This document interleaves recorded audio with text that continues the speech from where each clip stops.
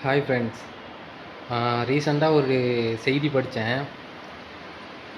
எல்லாருக்குமே தெரியும் நம்ம திருவாரூர் தேர்.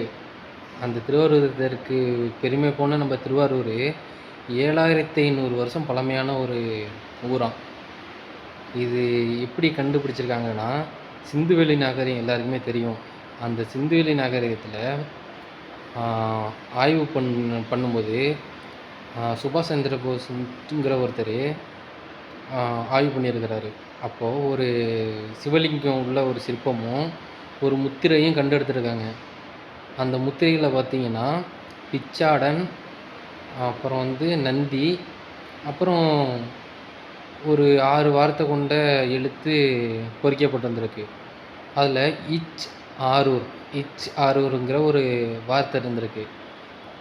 அப்போது இச்சாரூர் அப்படிங்கிறத தேடி பார்க்கும்போது என்ன தெரிய வருதுன்னா, திருவாரூரில் உள்ள பிச்சாடன் அப்படிங்கிறது தான் முழுசாக படிக்க முடிஞ்சிருக்கு அவங்களுக்கு.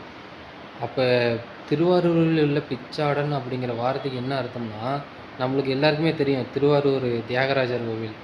ஸோ இன்றைக்கி நம்ம திருவாரூர் தியாகராஜர் கோவில் சிவன் கோவில் சொல்கிறோம்ல, இதை தான் 7500 வருடங்களுக்கு முன்னாடி பிச்சாடன் கோவில்னு சொல்லியிருக்க வாய்ப்பு இருக்குது அப்படின்னு கண்டுபிடிச்சிருக்கிறாங்க. ஸோ பார்த்துங்க, எவ்வளோ பழமையான ஒரு தமிழ் நாகரிகத்தை பாருங்கள்.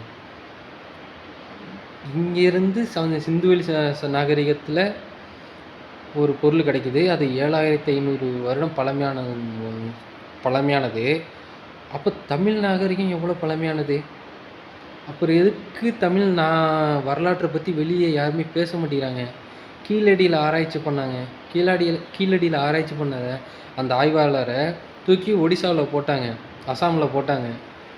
ஏன்னா அவர் உண்மையான தமிழ் வரலாற்றை வெளியே கொண்டு வந்தார்னா, இந்த உலகத்திலே ரொம்ப பழமையான மொழி, பழமையான கலாச்சாரம் தமிழ் கலாச்சாரம் அப்படின்னு தெரிஞ்சிருன்ட்டு பார்த்துக்கோங்க.